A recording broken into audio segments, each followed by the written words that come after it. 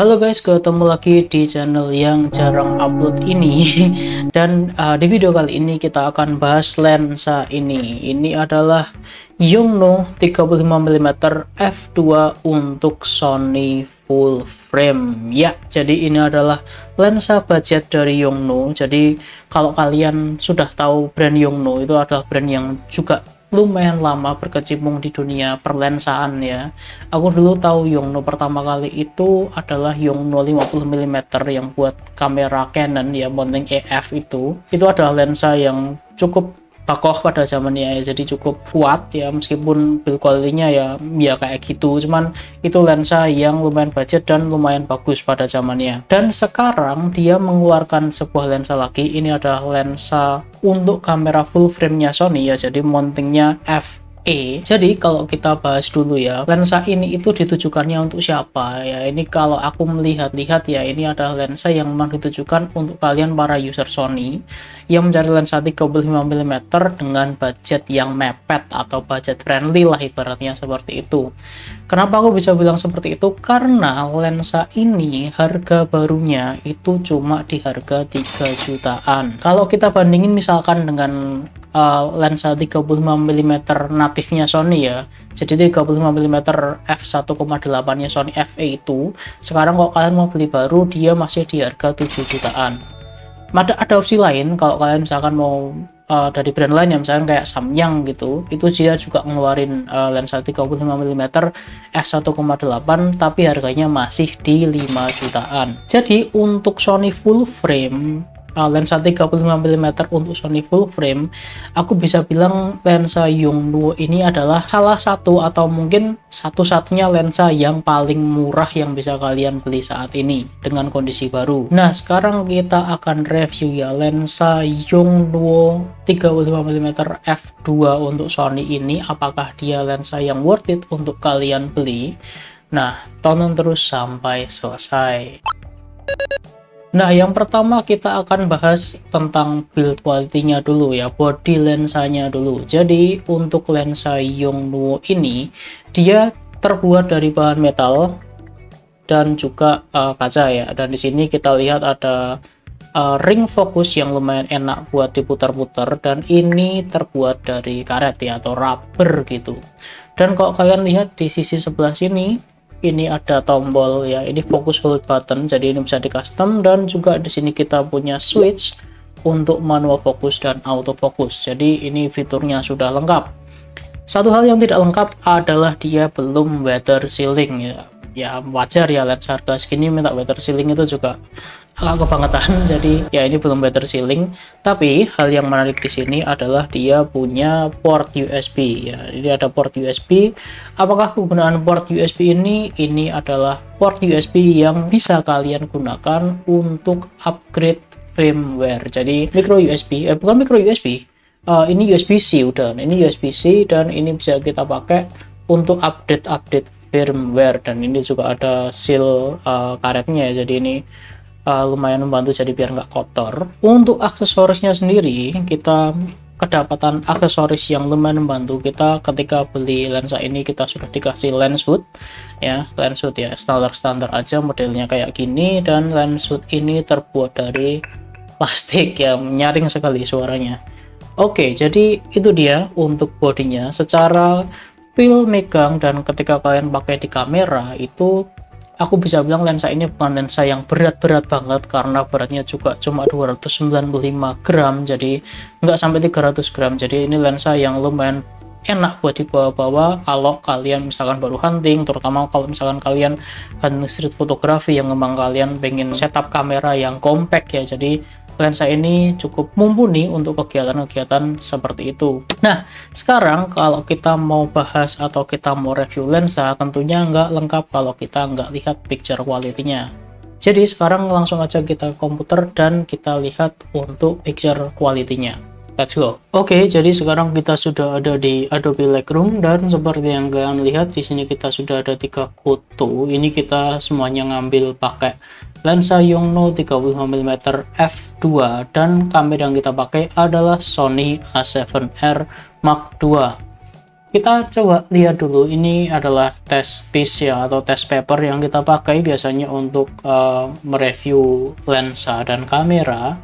Kita coba lihat di sini, kita akan cek satu ketajamannya, dan yang kedua adalah color fringingnya atau chromatic aberrationnya ya, kira-kira seperti itu. Dan juga nanti kita akan cek untuk vignettingnya. Nah, kita start dulu. Kita di sini mulai dengan gambar yang kita ambil dengan bukaan paling besar, yaitu di f2,0. Nah, kita cek tengahnya. Nah, kalau kita zoom 100%, ini 100% ya zoomnya ya. Nah, kalau kita zoom 100% seperti ini, kita bisa lihat kalau di sini gambarnya, kalau dibilang tajam ya udah lumayan tajam, tapi enggak yang tajam-tajam banget. Ini kalau aku bilang ya ini masih acceptable, tapi enggak yang tajam banget gitu, enggak. Dan seperti yang kita lihat di sini, dia juga ada color castingnya ya di warna putih. Jadi antara batas warna hitam dan warna putih ini kayak ada garis tipis, yang warnanya di sini kayak semacam keungu-unguan gitu ya, merah ungu gitu. Dan sekarang kita coba lihat ke pojok ya, salah satu pojok. Kita lihat di sini di 100%, dia gambarnya sedikit lebih jelek atau sedikit lebih enggak tajam kalau dibandingkan dengan yang tengah tadi. Untuk color fringingnya masih sama, jadi masih ada casting warnanya di area warna putih ini. Dan kalau kita lihat di ujung yang satunya di sebelah kanan ya, ini lebih parah daripada yang di sebelah kiri tadi ya. Ini lebih parah. Sama, ini kita lihat garis-garisnya terlihat ngeblur ya, nggak setajam yang di tengah ini. Ya, itu di f2. Dan kalau kita lihat, ini kalau kita bandingkan ya dengan gambar yang di f5,6, kita coba masukkan. Nah, ini f5,6, ini f2. Nah, kalau kalian lihat, ini kan bagian tengahnya yang di f2 ini kan lebih terang daripada yang di bagian kiri ya, di bagian kiri atau bagian pojok-pojok, inilah intinya. Nah, itu yang kita sebut dengan vignetting. Jadi bagian tengahnya lebih terang daripada bagian yang pinggir-pinggir, itu yang kita namakan dengan vignetting. Sekarang kalau kita bandingkan dengan f5,6 ya, ini f5,6. Ini gambar yang kita ambil, lensanya sama, cuma kita turunkan f-nya ke f5,6 yang merupakan sweet spot dari lensa ini ya. Kita lihat dulu tengahnya. Kita bisa lihat tengahnya sekarang menjadi jauh lebih tajam daripada gambar yang di f2 tadi. Kalau kita lihat perbandingannya, ini yang di f2. Nah, rasakan bedanya sekarang. Dia lebih tajam dan juga color castingnya sudah hilang ya. Color castingnya hilang. Jadi bisa dibilang ini kualitas gambar yang jauh lebih baik daripada di f2. Terus kita bandingkan sekarang di bagian pojok kiri ya, pojok kanan sorry, karena tadi pojok kanan di gambar yang pertama itu terlihat sangat soft. Nah, kalau kita bandingkan kayak gini, ini bisa terlihat gambar kedua yang kita ambil pakai f5,6, dia jauh lebih tajam dan color castingnya hilang. Nah, itu gambar yang kita ambil di f5,6. Sekarang kita akan bandingkan dengan gambar yang kita ambil di f16 yang merupakan aperture paling tinggi yang bisa kita ambil di lensa ini ya. Jadi aperture yang paling kecil bukaannya ya, di f16. Kita lihat ini di f16, kalau kita zoom ke tengah, ini kalau kita lihat sekilas, ini dia terlihat tajam ya. Tapi kalau kita coba bandingkan dengan yang f5,6, nah, kalian bisa lihat sendiri teman-teman, meskipun kalau secara teori harusnya kalau dia f-nya lebih tinggi, angkanya lebih besar, itu harusnya kan depth of field-nya lebih luas ya, lebih lebar. Secara teori kan harusnya lebih tajam kan. Nah, tapi kalau kita lihat di sini ternyata gambar yang di sebelah kanan yang kita pakai f16 ini itu malah tidak setajam gambar yang di f5,6. Sering terjadi di lensa-lensa, nggak cuma di lensa ini aja, tapi memang itu ada efek yang menyebabkan kalau kalian pakai f-nya itu terlalu kecil, terlalu sempit, itu malah gambarnya jadi nggak terlalu tajam. Nah, seperti itu. Ini di f16 ya. Kita cek juga di f16 di bagian pojok-pojok. Nah, ini juga sama. Jadi kalau kita lihat di f16 ini gambarnya malah tidak setajam di f5,6 ya. Di pojok yang sebelah sini, yang sebelah kiri, yang sebelah kanan, itu juga sama ya.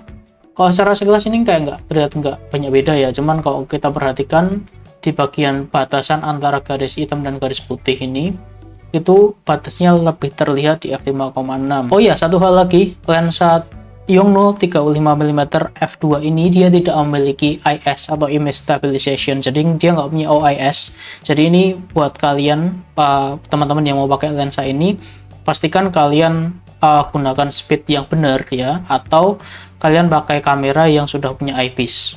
Oke, kita balik review lagi. Kalau ketika kita pakai di real life sebenarnya nggak ada masalah dengan lensa ini, gambarnya tetap bagus, masih kelihatan tajam juga. Untuk bokehnya juga lumayan rapi, smooth, vignetting lumayan kerasa, terutama kalau kita langsung arahin ke langit kayak gini. Tapi kalau kita turunin aperture-nya, vignetting-nya akan hilang seperti tes studio kita sebelumnya. Untuk masalah fokus breathing, lensa ini masih ada ya sedikit, tapi nggak terlalu mengganggu juga kalau menurutku. Oke, sekarang kita akan bahas performa autofocus dari lensa ini. Nah, lensa Yongnuo ini sudah dilengkapi dengan fitur STM atau stepper motor, yang mana artinya kalau kalian adalah seorang videographer, kalian nggak perlu khawatir lagi soal suara-suara yang aneh-aneh atau yang gimana-gimana gitu ketika kalian ngambil video ya, karena ini sudah STM, artinya dia motornya sudah silent.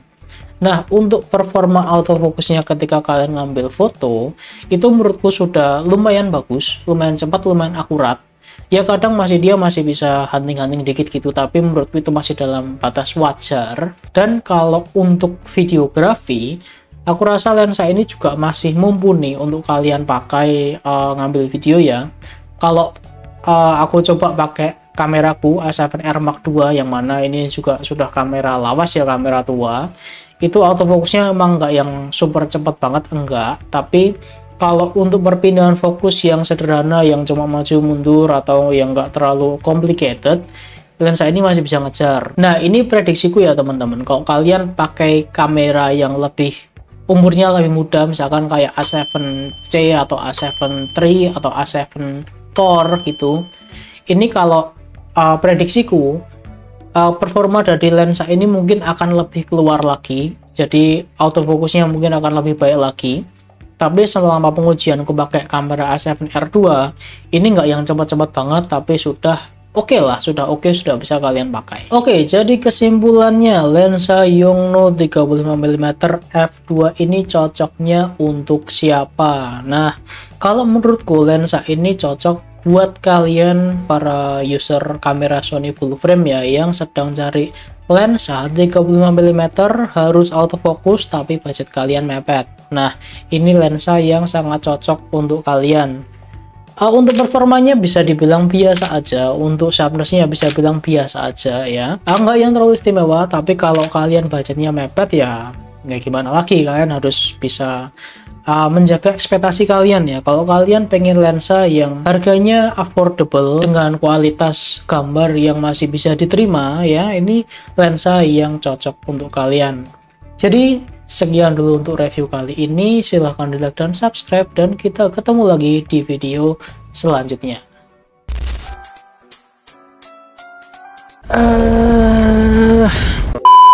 Kembali bantu ya, ini baru loh, ini baru guys.